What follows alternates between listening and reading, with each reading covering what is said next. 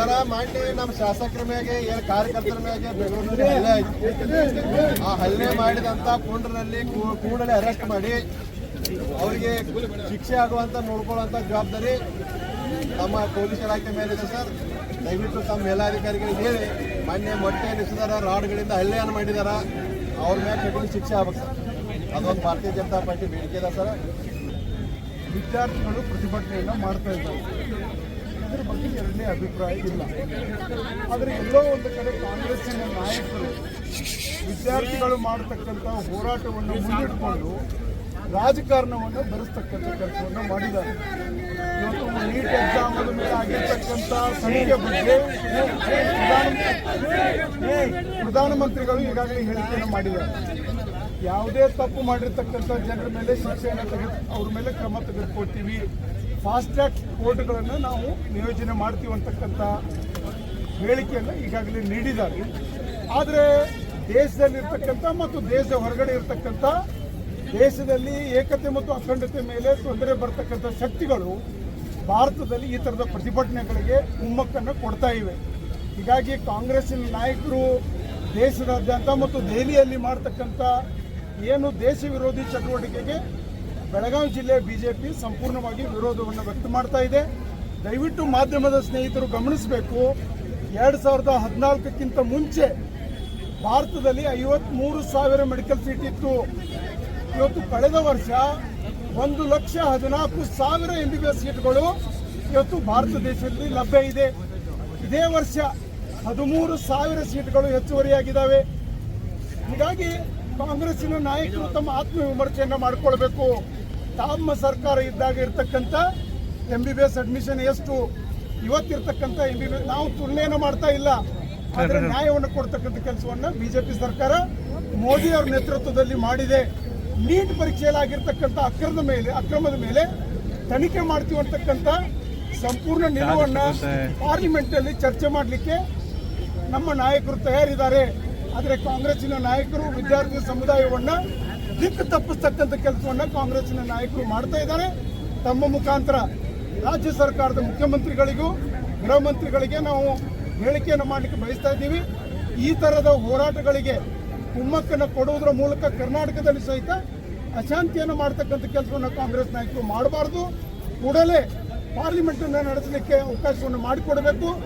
Neat ಅಕ್ರಮಗಳ ಬಗ್ಗೆ ಪಾರ್ಲಿಮೆಂಟ್ನಲ್ಲಿ ಚರ್ಚೆ ಆಗಲಿ ಅಂತಕ್ಕಂಥ ಮಾತನ್ನು ಹೇಳಿಕೆ ನಾವು ಬಯಸ್ತಾ ಇದ್ದೀವಿ. ನಮ್ಮ ಬಿಜೆಪಿ ಶಾಸಕರ ಮೇಲೆ ಆಗಿರ್ತಕ್ಕಂಥ ಏನು ಅವರು ಅನ್ಯಾಯವನ್ನು ಮಾಡಿದ್ದಾರೆ, ಅದ್ರ ಮೇಲೆ ಮಾಡಿರ್ತಕ್ಕಂಥ ಗುಂಡಾಗಳ ಮೇಲೆ ಕ್ರಮ ವಹಿಸಬೇಕಂತಕ್ಕಂಥ ಒತ್ತಾಯವನ್ನು ಮಾಡ್ತಾ ಇದ್ದೀವಿ. ಮಾಡಿರ್ತಕ್ಕಂಥ ಯಾರು ಹೇಳಿಕೆಗಳನ್ನ ಮಾಡಿದ್ದಾರೆ ಅವರನ್ನ ದಯವಿಟ್ಟು ವಿಡಿಯೋ ಕ್ಲಿಪ್ಪಿಂಗ್ ಮುಖಾಂತರ ಅವ್ರನ್ನ ಗುರುತಿಸಬೇಕು, ಅವ್ರನ್ನ ಅರೆಸ್ಟ್ ಮಾಡ್ಬೇಕಂತಕ್ಕಂಥ ಒತ್ತಾಯವನ್ನು ನಾವು ಮಾಡ್ತಾ ಇದ್ದೀವಿ. ಮತ್ತೆ ಹೋರಾಟವನ್ನು ನೆಪವನ್ನು ಇಟ್ಕೊಂಡ ಭಾರತ ದೇಶದೊಳಗೆ ಅರಾಜಕತೆ ಉಂಟು ಮಾಡ್ಬೇಕಂದ್ರೆ ಕೆಲವೊಂದು ಶಕ್ತಿಗಳು ವಿದೇಶದಿಂದ ಹಣ ಪಡ್ಕೊಂಡ್ರಿಂದ ಈ ಹೋರಾಟದಲ್ಲಿ ಭಾಗವಹಿಸ್ತಾರೆ. ಅಂತವ್ರನ್ನು ಕೂಡ ತಾವು ಗಮನಿಸಬೇಕು.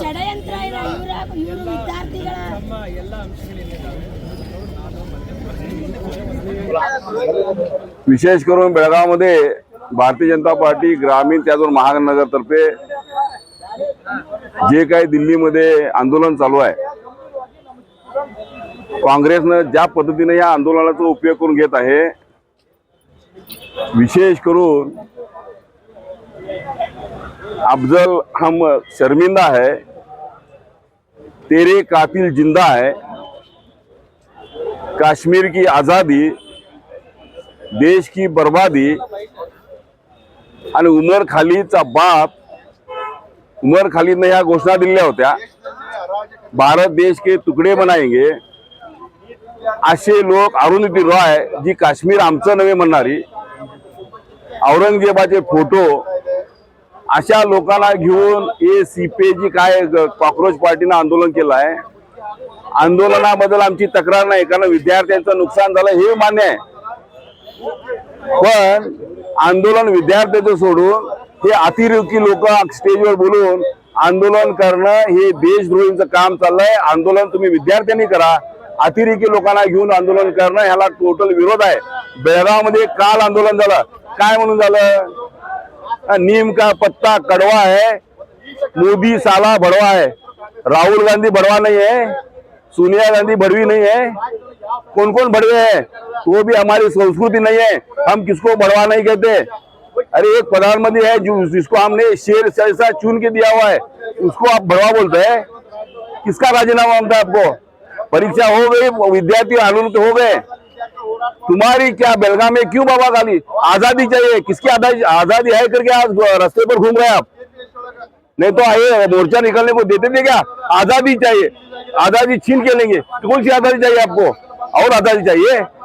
बेलगाम के रास्ते पर घूम रहे, मोर्चा निकाल रहे, देश को प्रधानमंत्री को गाली दे रहे, इससे ज्यादा आजादी आपको क्या चाहिए? अरे तुम देशद्रोही लोगों के साथ घूम घूम के यहाँ आके विद्यार्थियों का दुरुपयोग कर रहे। सभी कॉलेज को आदेश देते हो कि बाद छुट्टी दिलो, विद्यार्थी को लाके इधर खड़ा कर दिया आपने। इसका मतलब क्या है? अरे विद्यार्थियों का मोर्चा निकाल, हम उसका साथ है क्योंकि गलती हुई है, लेकिन गलती भी सम्मानीय मोदी जी ने इसकी गलती दुरुस्त करके ये परीक्षा होके अभी विद्यार्थी पास होके आगे बढ़ गए। इसका मतलब ये है आपको आजादी विजादी जो स्ट्राइक चल रहा है नहीं, ये सब गलत है।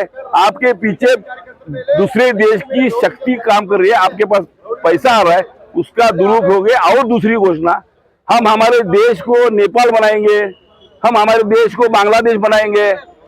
ये ऐसा नहीं हो सकता। इधर यहाँ ये भारत देश है, भारत देश के ऊपर हजारों साल से अतिरेक हुआ है।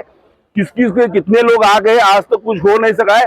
आज एक पार्टी जो दिल्ली में बैठ रही नहीं, इनका देखो हिजड़ों की पार्टी बन गई। हिजड़ों को लेके आप पार्टी बना रहे, हिजड़ों को लेके आप क्या कर रहे हैं? स्ट्राइक बना रहे।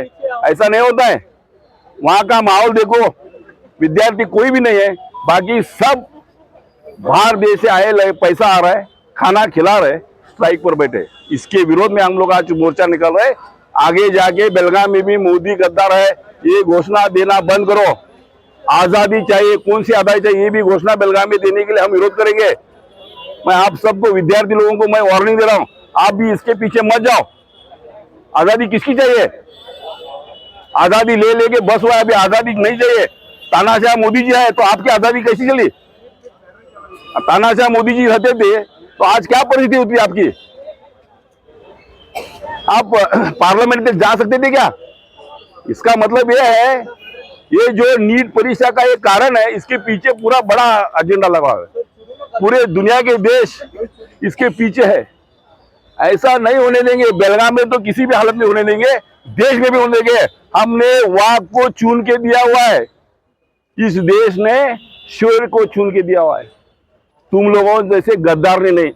इसीलिए जो भी कहा, तुम्हारा जो आंदोलन है आंदोलन कीजिए, लेकिन उसके अंदर ऐसी घोषणा को हम परमिशन नहीं देंगे। 2 दिवसा अगोदर आमच्या भारतीय जनता पक्षाच्या आमदारांच्या वरती काँग्रेसच्या कार्यकर्त्यांनी आणि काँग्रेस पक्षाच्या सदस्यांनी त्यांच्या मोर्चावरती अंडी फेकण्याचं काम, दगड मारण्याचं काम, पोलिसांना सांगून लाठीचार्ज करण्याचं काम या काँग्रेस सरकारनं केलेलं आहे। तेव्हा या काँग्रेस सरकारचा आम्ही भारतीय जनता पक्षाच्या वतीनं सर्वप्रथम निषेध व्यक्त करतो। एक न्याय मागण्यासाठी संविधानामध्ये असलेली जी सवलत आहे, त्या संविधानात्मक मोर्चाला काँग्रेसच्या कार्यकर्त्यांनी अंडी फेकणे, चप्पल फेकणे असा निंदनीय प्रकार केलेला आहे। आणि त्यांच्या मोर्चा, काँग्रेस पक्षाचा जो मोर्चा होता त्याच्या मोर्चामध्ये भारत देशाचे पंतप्रधान हे भारताचं भूषण आहे। आज संपूर्ण जगभर भारताचे पंतप्रधान नरेंद्र मोदी यांचा जय जयकार होत असताना त्यांना अर्वाच्य शब्दामध्ये त्यांना बोलणं, अर्वाच्य शब्दामध्ये शिव्या देणं हे काँग्रेसचा निंदनीय प्रकार यांचा मी निषेध करतो। आज संपूर्ण राज्यभर पावसाचा अभाव असल्या कारणानं रईत सुद्धा संकटामध्ये आहेत, त्यांच्याकडे या सरकारचं लक्ष नाही। अजून कृषी मंत्री सुद्धा दिलेला नाही। एवढं सगळे प्रकार असताना एका मोर्चामध्ये भारतीय जनता पक्षाच्या आमदारावरती हल्ला करणं, अंडी फेकणं हा निंदनीय प्रकार त्यांनी केलेला आहे। त्याचा भारतीय जनता पक्षाच्या वतीनं आम्ही निषेध व्यक्त करतो।